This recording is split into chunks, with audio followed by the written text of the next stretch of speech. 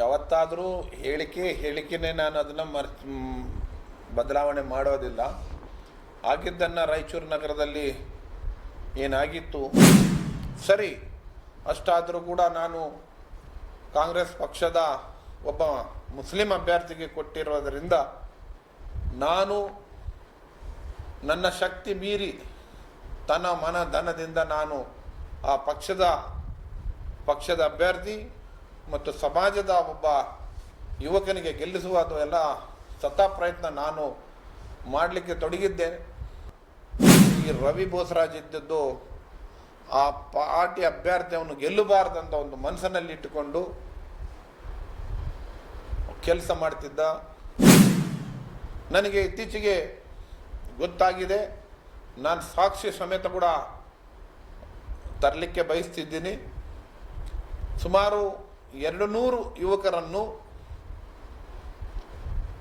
ಕಾಂಗ್ರೆಸ್ ಕಾರ್ಯಕರ್ತರನ್ನು ಶಿವರಾಜ್ ಪಟೇಲ್ ಮನೆಗೆ ಕಳಿಸಿ ದುಡ್ಡು ತೆಗೆದುಕೊಂಡು ಕೆಲಸ ಮಾಡಬಾರ್ದು ಕಾಂಗ್ರೆಸ್ ಪಕ್ಷಕ್ಕಂತ ಅದು ಕೂಡ ಇತ್ತೀಚೆಗೆ ಹೊರಗೆ ಬಂದಿದೆ. ಶಾಲಂನ ಕೇವಲ ಮುಸ್ಲಿಂ ಸಮಾಜ ಜನಾಂಗ ಎಲ್ಲಿ ಇರ್ತದೋ ಅಲ್ಲಿಗೆ ಮಾತ್ರ ಸೀಮಿತ ಮಾಡಿದ್ದ.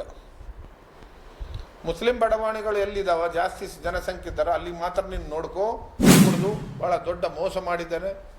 ಯಾಕಂದರೆ ಒಬ್ಬ ಅಭ್ಯರ್ಥಿ ಯಾವುದೇ ಸಮಾಜಕ್ಕೆ ಸೇರಿರಲಿ, ಚುನಾವಣೆ ನಿಂತಾಗ ಪ್ರತಿ ಮನೆಗೆ ಭೇಟಿ ಕೊಡಬೇಕು, ಪ್ರತಿಯೊಂದು ಸಮಾಜಕ್ಕೆ ಭೇಟಿ ಕೊಡಬೇಕು, ಪ್ರತಿಯೊಬ್ಬ ವ್ಯಕ್ತಿಗೆ ಭೇಟಿ ಆಗಬೇಕು ಹೊರತು ಇನ್ನು ತನ್ನ ಬೇಳೆ ಬೇಯಿಸಲಿಕ್ಕೆ ಕೇವಲ ನಿನಗೆ ಹೇಳಿದ್ದೆ ರವಿಗೆ, ಯಾವ ಭಾಗದಲ್ಲಿ ಯಾವ ಕಾರ್ಯಕರ್ತರ ಕಾಂಗ್ರೆಸ್ ಮುಖಂಡರು ಕೆಲಸ ಮಾಡ್ತಾ ಇಲ್ಲ ಕಾಂಗ್ರೆಸ್ ಪರವಾಗಿ ಅಂದರೆ ನೀನು ನನ್ನ ಒಂದು ಮಾತಿಗೆ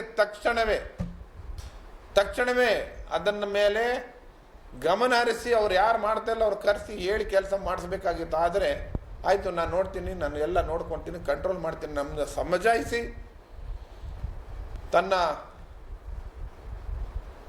ಕೆಲಸ ತಾನು ಮಾಡಿಕೊಂಡು ಅಭ್ಯರ್ಥಿಯನ್ನು ಸೋಲಿಸಲಿಕ್ಕೆ 100ಕ್ಕೆ 100 ರವಿ ಬೋಸರಾಜ್ ಕಾರಣ. ಇನ್ನೊಂದು ಮುಖ್ಯವಾಗಿ ಈ ರವಿ ಬೋಸರಾಜು ಯಾವತ್ತು ರಾಯಚೂರು ನಗರಕ್ಕೆ ಕಾಲಿಟ್ಟಿದ್ದನೋ ಅವತ್ತಿನಿಂದ ಕಾಂಗ್ರೆಸ್ ಪಕ್ಷದಲ್ಲಿ ದೊಡ್ಡ ಬಿರುಕು ಒಡಕು ಬಂದಿದ್ದೆ. ಒಳ್ಳೆ ಕೊಡಬೇಕು. ನಾನು ಯಾರ ವಿರುದ್ಧ ನಾನು ಹೇಳಿಲ್ಲ, ಸತ್ಯವನ್ನು ಹೇಳಿದ್ವಿ. ಆರೋಪ ಮಾಡಿದ್ದಲ್ಲ, ಆಗಿದ್ದನ್ನು ಸತ್ಯದ್ದನ್ನು ಬಿಚ್ಚಿಟ್ಟಿದ್ದಷ್ಟೇ ಹೊರತು ನಾನು ನಿನ್ನೆ ಯೂಟ್ಯೂಬ್ ಚಾನಲ್ಗಳಲ್ಲಿ ಏನು ಹರಿದಾಡಿದ್ದು ಅದು ಸತ್ಯದ, ಅದನ್ನೇನು ನಾವು ಯಾವತ್ತಾದರೂ ಹೇಳಿಕೆನೇ ನಾನು ಅದನ್ನು ಬದಲಾವಣೆ ಮಾಡೋದಿಲ್ಲ. ಆಗಿದ್ದನ್ನು ರಾಯಚೂರು ನಗರದಲ್ಲಿ ಏನಾಗಿತ್ತು, ನಾನು ಕೂಡ ಪ್ರಬಲ ಆಕಾಂಕ್ಷಿ ಆಗಿದ್ದೆ. ರಾಯಚೂರು ನಗರ ಕ್ಷೇತ್ರದ ವಿಧಾನಸಭೆ ಚುನಾವಣೆಗೆ ನಾನು ಅಭ್ಯರ್ಥಿಗಾಗಿ ಕಾಂಗ್ರೆಸ್ ಪಕ್ಷದ ಟಿಕೆಟ್ಗಾಗಿ ಆಕಾಂಕ್ಷಿ ಆಗಿದ್ದೆ ಪ್ರಬಲ. ಆದರೂ ಭಾಳ ಇದರಲ್ಲಿ ನಾಟಕವಾಡಿ ನಮ್ಮನ್ನು ತಪ್ಪಿಸಲು ಅವರು ಕಾಂಗ್ರೆಸ್ ಪಕ್ಷದ ಅಭ್ಯರ್ಥಿ ಗೆಲ್ಲಬೇಕು, ಕಾಂಗ್ರೆಸ್ ಪಕ್ಷ ಬಲವಂತ ಆಗಬೇಕು, ಕಾಂಗ್ರೆಸ್ ಪಕ್ಷ ಸರ್ಕಾರ ಕರ್ನಾಟಕದಲ್ಲಿ ರಚನೆ ಆಗಬೇಕಂತ ಉದ್ದೇಶ ಇದ್ದಿಲ್ಲ. ಅವ್ರಿಗೇನು ಇಲ್ಲಿನ ಪ್ರಬಲ ಗೆಲ್ಲತಕ್ಕಂಥ ಅಭ್ಯರ್ಥಿಗಳನ್ನು ನಾವು ಗೆದ್ದಿಸಿಬಿಟ್ರೆ ಮುಂದಿನ ದಿನಗಳಲ್ಲಿ ನಮ್ಮ ಪರಿಸ್ಥಿತಿ ಗಂಭೀರವಾಗುತ್ತೆ ಅಂತ ಉದ್ದೇಶದಿಂದ ಅವರು ನಮಗೆ ಕಡೆತನಕವಾಗಿ ಕಾಂಗ್ರೆಸ್ ಪಕ್ಷದ ಟಿಕೆಟ್ ಕೊಡಿಸ್ತೀನಿ ಅಂತ ಹೇಳಿ ಅವರು ತಪ್ಪಿಸಿ ಏನೋ ನಾಟಕ ಮಾಡಿ ನಿಮಗೆ ಕೊಡೋದಿಲ್ಲ ಅಂತ ಹೇಳಿ ಬೇರೆಯವ್ರಿಗೆ ಕೊಡಿಸಿದ್ದು ಸತ್ಯ. ಸರಿ, ಅಷ್ಟಾದರೂ ಕೂಡ ನಾನು ಕಾಂಗ್ರೆಸ್ ಪಕ್ಷದ ಒಬ್ಬ ಮುಸ್ಲಿಂ ಅಭ್ಯರ್ಥಿಗೆ ಕೊಟ್ಟಿರೋದರಿಂದ ನಾನು ನನ್ನ ಶಕ್ತಿ ಮೀರಿ ತನ್ನ ಧನದಿಂದ ನಾನು ಆ ಪಕ್ಷದ ಅಭ್ಯರ್ಥಿ ಮತ್ತು ಸಮಾಜದ ಒಬ್ಬ ಯುವಕನಿಗೆ ಗೆಲ್ಲಿಸುವ ಅದು ಎಲ್ಲ ಸತತ ಪ್ರಯತ್ನ ನಾನು ಮಾಡಲಿಕ್ಕೆ ತೊಡಗಿದ್ದೇನೆ. ಆದರೆ ಒಂದು ಕಡೆಯಿಂದ ನಾವೆಲ್ಲ ಪ್ರಯತ್ನ ಮಾಡ್ತೀವಿ ಸಮಾಜ, ಇನ್ನೊಂದು ಕಡೆಯಿಂದ ಈ ರವಿ ಬೋಸರಾಜ್ ಇದ್ದದ್ದು ಆ ಪಾರ್ಟಿ ಅಭ್ಯರ್ಥಿ ಅವನು ಗೆಲ್ಲಬಾರ್ದಂತ ಒಂದು ಮನಸ್ಸಿನಲ್ಲಿ ಇಟ್ಟುಕೊಂಡು ಕೆಲಸ ಮಾಡ್ತಿದ್ದ. ನನಗೆ ಇತ್ತೀಚೆಗೆ ಗೊತ್ತಾಗಿದೆ, ನಾನು ಸಾಕ್ಷಿ ಸಮೇತ ಕೂಡ ತರಲಿಕ್ಕೆ ಬಯಸ್ತಿದ್ದೀನಿ. ಸುಮಾರು 200 ಯುವಕರನ್ನು, ಕಾಂಗ್ರೆಸ್ ಕಾರ್ಯಕರ್ತರನ್ನು ಶಿವರಾಜ್ ಪಟೇಲ್ ಮನೆಗೆ ಕಳಿಸಿ ದುಡ್ಡು ತೆಗೆದುಕೊಂಡು ಕೆಲಸ ಮಾಡಬಾರ್ದು ಕಾಂಗ್ರೆಸ್ ಪಕ್ಷಕ್ಕಂತ ಅದು ಕೂಡ ಇತ್ತೀಚೆಗೆ ಹೊರಗೆ ಬಂದಿದೆ. ಅದು ಸಂಪೂರ್ಣ ಮಾಹಿತಿ ಪಡ್ಕೊಂಡು ಮತ್ತೊಮ್ಮೆ ನಾನು ಪತ್ರಿಕೆ ಮುಖಾಂತರ ನನ್ನ ಜನರಿಗೆ ಮತ್ತು ಕಾಂಗ್ರೆಸ್ ಪಕ್ಷದ ಮುಖಂಡರಿಗೆ ನಾನು ತಿಳುವಳಿಕೆ ಮಾಡ್ತೀನಿ. ಶಾಲಂನ ಕೇವಲ ಮುಸ್ಲಿಂ ಸಮಾಜ ಜನಾಂಗ ಎಲ್ಲಿ ಇರ್ತದೋ ಅಲ್ಲಿಗೆ ಮಾತ್ರ ಸೀಮಿತ ಮಾಡಿದ್ದ. ಮುಸ್ಲಿಂ ಬಡಾವಣೆಗಳು ಎಲ್ಲಿದ್ದಾವ, ಜಾಸ್ತಿ ಜನಸಂಖ್ಯೆ ಇದ್ದಾರೋ ಅಲ್ಲಿಗೆ ಮಾತ್ರ ನೀನು ನೋಡ್ಕೋ, ಬೇರೆ ಜನಾಂಗದ ಕಡೆಗೆಲ್ಲ ನಾನು ನೋಡ್ತೀನಿ ಅಂತೇಳಿ ಅವನನ್ನು ಒಂದೇ ಕೆಲವೊಂದು ಜಾಗದಲ್ಲಿ ಮಾತ್ರ ಸೀಮಿತ ಮಾಡಿದೆ. ಇದು ಯಾವಾಗಲೂ ಸಾಧ್ಯ ಇಲ್ಲ, ಮಾಡಿಕೊಡ್ದು ಭಾಳ ದೊಡ್ಡ ಮೋಸ ಮಾಡಿದ್ದಾನೆ. ಯಾಕಂದರೆ ಒಬ್ಬ ಅಭ್ಯರ್ಥಿ ಯಾವುದೇ ಸಮಾಜಕ್ಕೆ ಸೇರಿರಲಿ, ಚುನಾವಣೆ ನಿಂತಾಗ ಪ್ರತಿ ಮನೆಗೆ ಭೇಟಿ ಕೊಡಬೇಕು, ಪ್ರತಿಯೊಂದು ಸಮಾಜಕ್ಕೆ ಭೇಟಿ ಕೊಡಬೇಕು, ಪ್ರತಿಯೊಬ್ಬ ವ್ಯಕ್ತಿಗೆ ಭೇಟಿ ಆಗಬೇಕು. ಹೊರತು ಇನ್ನು ತನ್ನ ಬೇಳೆ ಬೇಯಿಸಲಿಕ್ಕೆ ಕೇವಲ ಮುಸ್ಲಿಂ ಜನಾಂಗದ ನೀನು ನೋಡ್ಕೋ, ನಾನು ಉಳಿದವೆಲ್ಲ ನೋಡ್ಕೊತೀನಿ ಅಂತ ಹೇಳಿ ಬೇರೆ ಜನಾಂಗದಲ್ಲಿ ನೀವು ನೋಡ್ಕೊರಿ. ನೀವು ಹಳೆ ಫೋಟೋಗಳು ಬೇಕಿದ್ರೆ ನಾನು ಕೊಡ್ತೀನಿ. ಬೇರೆ ಇತರ ವಾರ್ಡ್ಗಳಲ್ಲಿ ಸಾಕಷ್ಟು ಜನರನ್ನು ಸೇರಿಸಿ ದೊಡ್ಡ ದೊಡ್ಡ ಕ್ರೇನ್ಗಳಲ್ಲಿ ದೊಡ್ಡ ದೊಡ್ಡ ಹೂಮಾಲೆಗಳನ್ನು ಹಾಕಿಸಿಕೊಂಡು ಹೂವು ಹಾಕಿಸ್ಕೊಂಡು ಜಾತ್ರೆ ಪ್ರಕಾರ ಮಾಡಿದ್ದಾನೆ. ಇರಲಿ, ನಿಜವಾದ ಕಾರ್ಯಕರ್ತರು, ನಿಜವಾದ ವೋಟರ್ಸ್ ಕೂಡ ನೀನು ಅಲ್ಲಿ ತಂದಿದ್ರೆ ಅಭ್ಯರ್ಥಿನಲ್ಲಿ ಹಾಕಿರಬಾರ್ದು. ಅಭ್ಯರ್ಥಿನ ದೂರಿಟ್ಟು ನೀನು ಯಾಕೆ ಮಾಡಿದ್ದಿ? ನಿನ್ನನ್ನು ಯಾಕೆ ಎತ್ತುಕೊಂಡು ಕೂಗಾಡಿದ್ರು?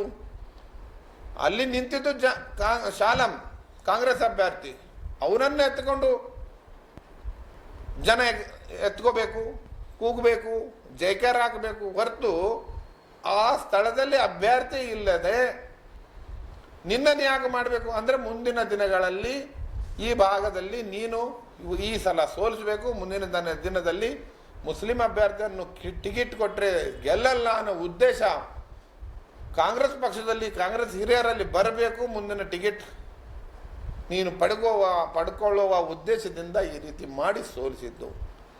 ಮತ್ತು ನಾನೇ ಸ್ವಯಂ ಸಾಕಷ್ಟು ಸಲ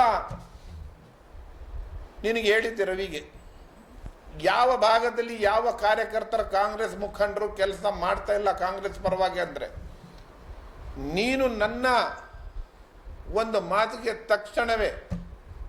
ತಕ್ಷಣವೇ ಅದನ್ನ ಮೇಲೆ ಗಮನ ಹರಿಸಿ ಅವ್ರು ಯಾರು ಮಾಡ್ತಾ ಇಲ್ಲ ಅವ್ರು ಕರೆಸಿ ಹೇಳಿ ಕೆಲಸ ಮಾಡಿಸ್ಬೇಕಾಗಿತ್ತು. ಆದರೆ ಆಯಿತು, ನಾನು ನೋಡ್ತೀನಿ, ನಾನು ಎಲ್ಲ ನೋಡ್ಕೊತೀನಿ, ಕಂಟ್ರೋಲ್ ಮಾಡ್ತೀನಿ. ನಮ್ಮನ್ನ ಸಮಜಾಯಿಸಿ ತನ್ನ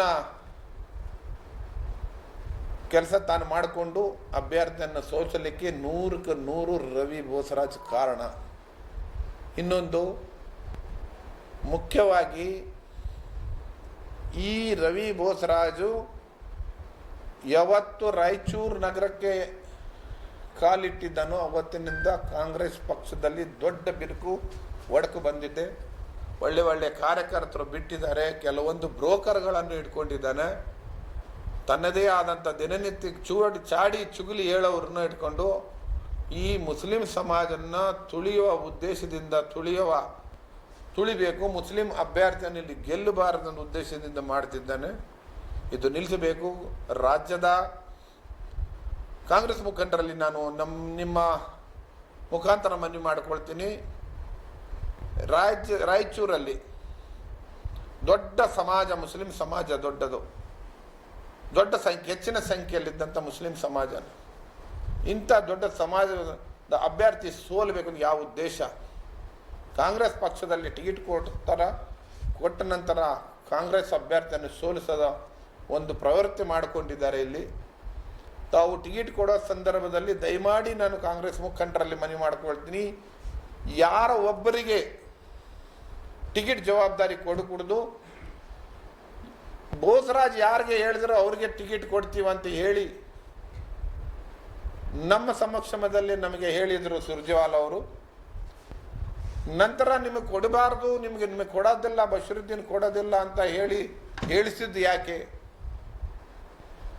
ನನಗೆ ಯಾವ ಥರದ್ದು ಚಿಂತೆ ಇಲ್ಲ, ನೋವಿಲ್ಲ. ಮುಸ್ಲಿಂ ಸಮಾಜಕ್ಕೆ ಕೊಡಬೇಕು, ಪ್ರತಿನಿಧಿ ಕೊಡಬೇಕು, ಅಭ್ಯರ್ಥನೆ ಕೊಡಬೇಕಂತ ನಮ್ಮದೊಂದು ಡಿಮ್ಯಾಂಡ್ ಇತ್ತು. ಆಯ್ತು, ಕೊಟ್ಟರು, ಸಂತೋಷ. ನನಗೆ ಯಾವ ಥರ ನೋವಿಲ್ಲ. ಟಿಕೆಟ್ ಕೊಟ್ಟು ಸೋಲಿಸ್ತಾರಲ್ಲ, ಇದು ನಮ್ಮ ದುರ್ದೈವ. ಇಂಥ ಪಕ್ಷದಲ್ಲಿ ಇಂಥ ಹುಳುಗಳನ್ನು ತೆಗೆದು ಹಾಕಬೇಕು. ಮುಂದಿನ ದಿನಗಳಲ್ಲಿ ಇಡೀ ಕರ್ನಾಟಕ ನೋಡ್ತಾ ಇದೆ. ದಾವಣಗೆರೆಯಲ್ಲಿ ಯಾವ ರೀತಿಯಾಗಿದೆ, ರಾಯಚೂರಲ್ಲಿ ಇರುತ್ತೆ. ಇಡೀ ಕರ್ನಾಟಕದಿಂದ ಇನ್ನು ಕೆಲವು ದಿನಗಳಲ್ಲಿ ಈ ಕೂಗನ್ನು ಹೊರಹೊಮ್ಮುತ್ತದೆ. ಇದು ಬಹಳ ಕಾಂಗ್ರೆಸ್ ಪಕ್ಷ ಗಂಭೀರವಾಗಿ ಪರಿಗಣಿಸಿ ಮುಂದಿನ ದಿನಗಳಲ್ಲಿ ಮುಂಬರುವ 27-28ನೇ ಸಾಲಿನ ಸಾರ್ವತ್ರಿಕ ಚುನಾವಣೆಯಲ್ಲಿ ಇದನ್ನು ತಾವು ಗಂಭೀರವಾಗಿ ತೆಗೆದುಕೊಳ್ಳಬೇಕಂತ ಹೇಳ್ತಾನೆ. ಮುಸ್ಲಿಂ ಸಮಾಜದ ಏನು ಧರ್ಮದ ಮಸೀದಿಗಳು ಮತ್ತು ಯಾವ್ಯಾವ ಸಂಸ್ಥೆಗಳಿದಾವೆ ಇದರ ಮೇಲೆ ನನ್ನ ಹಿಡಿತ ಇಡಬೇಕೆಂದು ಪ್ರಯತ್ನ ಮಾಡ್ತಿದ್ದಾನೆ ರವಿ. ವಕ್ಫ್ ಆಸ್ತಿಗಳು ಸಾಕಷ್ಟಿದ್ದಾವೆ. ಅದರ ಮೇಲೆ ಕಣ್ಣಿಟ್ಟು ತನ್ನ ಚೇಲ ಒಬ್ಬ ತಮ್ಮ ಬಂಟನನ್ನು 100 ಎಕರೆ ಮಾನಿ ತಾಲೂಕಲ್ಲಿ 100 ಎಕರೆ ಜಮೀನು ಖರೀದಿಸಿದ್ದು ಅದನ್ನು ವಿರೋಧ ಮಾಡ್ತಿದ್ವಿ. ಅವರಿಗೆ ಸಪೋರ್ಟ್ ಮಾಡ್ತಿದ್ದ ಒಬ್ಬ ವಕ್ಫ್ ಆಫೀಸರ್ ಮೇಲೆ ನಾವು ಬದಲಾವಣೆ ಮಾಡಿದರೆ ಜಮೀರ್ ಅಹ್ಮದ್ ಸಾಬ್ ಹತ್ರ ಹೋಗಿ ಆ ಆಫೀಸ್ ಪ್ರಾಮಾಣಿಕ ನಿಷ್ಠಾವಂತ ಅಧಿಕಾರನ ಯಾವ ರೀತಿ ನೀವು ಬದಲಾವಣೆ ಮಾಡಿರಿ ಅಂತ ಜಗಳಾಡಿ, ನಾನು ಯಾವುದೇ ವಕ್ಫ್ ಆಸ್ತಿ ತಗೊಂಡಿಲ್ಲ ಅಂತ ನಮ್ಮ ಮುಂದೆ ಹೇಳ್ತಾನೆ. ಒಳಗಡೆ ಅಳ್ದಾಳ್ ವೀರಭದ್ರಪ್ಪಗೆ ಸಪೋರ್ಟ್ ಮಾಡಿ ಅವ್ರ ಪರವಾಗಿ ಮಾಡ್ತಾನೆ. ಒಂದು ಕಡೆ ಮುಸ್ಲಿಮರಿಗೆ ಪ್ರೀತಿ ತೋರಿಸೋದು, ಎರಡನೇದು ಮುಸ್ಲಿಮ ಸಂಸ್ಥೆಗಳ ಆಸ್ತಿಗಳನ್ನು ನುಂಗುವ ಉದ್ದೇಶದಿಂದ ಹುನ್ನಾರವನ್ನು ನಡೆಸಿದ್ದಾರೆ. ಇವು ನಮ್ಮ ಮುಸಲ್ಮಾನ ಮೇಲೆ ಯಾಕೆ ಬರಬೇಕು, ಮುಸಲ್ಮಾನರ ಮೇಲೆ ಕಣ್ಣು ಯಾಕೆ ಇಡಬೇಕು? ಒಂದು ಆಸ್ತಿ, ಎರಡನೇದು ಮತ. ಮುಸಲ್ಮಾನ್, ನೀವು ಒಂದು ಗಾದೆ ಮಾತಿದೆ ಗೊತ್ತಿರಬೇಕು, ಯಾವನನ್ನು ಅಕ್ಕನನ್ನು ಪ್ರೀತಿಸಬೇಕಂದ್ರೆ ತಮ್ಮನನ್ನು ಸ್ನೇಹ ಮಾಡಬೇಕಂತ. ಆ ರೀತಿ ಆ ಪ್ರವರ್ತನವನ್ನು ಹುಟ್ಟಿಸ್ಕೊಂಡ ಮುಸಲ್ಮಾನರ ಮೇಲೆ ಪ್ರೀತಿ ತೋರಿಸೋದು ಉದ್ದೇಶ ಏನು? ಕಿಟ್ಟುಗಳು ಕೂಡ ಉದ್ದೇಶ ಏನು? ಮುಸಲ್ಮಾನರಿಗೆ ಉಗಾದಿ ಮತ್ತು ರಂಜಾನ್ ಹಬ್ಬ 2 ಸೇರಿ ಬಂದಿದ್ದು. ಹಿಂದೂ ಜನಕ್ಕೆ ಯಾಕೆ ಕೊಟ್ಟಿಲ್ಲ? ಹಿಂದೂ ಜನರು ಬಡವರಿದ್ದಿಲ್ಲ. ಒಂದು ದಿನ ಮೊದಲು ಉಗಾದಿ ಇತ್ತು, ಮರ್ದ ದಿನ ರಂಜಾನ್ ಇತ್ತು. ಆ ಕಿಟ್ಟು ಕೊಡೋಕೆ ಮೊದಲು ದಾನ, ಬಡವರಿಗೆ ದಾನ ಮಾಡ್ತಾನಂದ್ರೆ ಯಾವುದೇ ಥರದ್ದು ಒಂದು ಕೈಯಿಂದ ದಾನ ಮಾಡ್ತಾ ಇನ್ನೊಂದು ಕೈಗೆ ಗೊತ್ತಾಗಬಾರ್ದು. ಎಲ್ಲ ಧರ್ಮಶಾಸ್ತ್ರಗಳು ಹೇಳ್ತವೆ. ನೀನು ಕೊಡತಕ್ಕಂಥ ಥರ್ಡ್ ಕ್ಲಾಸ್ 300 ರೂಪಾಯಿ 400 ರೂಪಾಯಿ ಕಿಟ್ಟಲ್ಲಿ ತಂದೆ ಮಕ್ಕಳ MP ಮತ್ತು ಪಕ್ಷದ ಸಿಂಬಲ್ಗಳನ್ನು ಹಾಕಿ ಕೊಡೋದು, ಇದು ಪ್ರಚಾರ ನಿಮ್ಮದು, ದಾನ ಅಲ್ಲ. ಕೇವಲ ಮುಸ್ಲಿಂ ಜನಾಂಗ ಕೊಟ್ಟು ಹಿಂದೂ ಜನಾಂಗಕ್ಕೆ ಯಾಕೆ ನೀವು ಇದು ಮಾಡಿದಿ, ಅನ್ಯಾಯವನ್ನು ಮಾಡಿದ್ದಿ? ಇದರಲ್ಲಿ ಪಕ್ಷದಲ್ಲಿ ಬಿರುಕು. ಹಿಂದೂ ಜನಾಂಗ ಕೇವಲ ಕಾಂಗ್ರೆಸ್ ಪಕ್ಷ ಮುಸ್ಲಿಮಿಗೆ ಸಪೋರ್ಟ್ ಮಾಡ್ತಾ ಅಂತೇಳಿ ಅವ್ರ ಮನಸ್ಸಲ್ಲಿ ಒಂದು ಹುಟ್ಟಬೇಕಾ? ಇಂಥ ಥರ್ಡ್ ಕ್ಲಾಸ್ ಕೆಲಸ ಮಾಡಲಿಕ್ಕಿದ್ದಾನೆ. ದಯಮಾಡಿ ರವಿನ ರಾಯಚೂರು ನಗರದ ಕ್ಷೇತ್ರದಲ್ಲಿ ಬರ್ಕೂಡ್ದಂಥ ಕಾಂಗ್ರೆಸ್ ಮುಖಂಡರಲ್ಲಿ ನಾನು ಮನವಿ ಮಾಡ್ತೀನಿ. ಮುಂದಿನ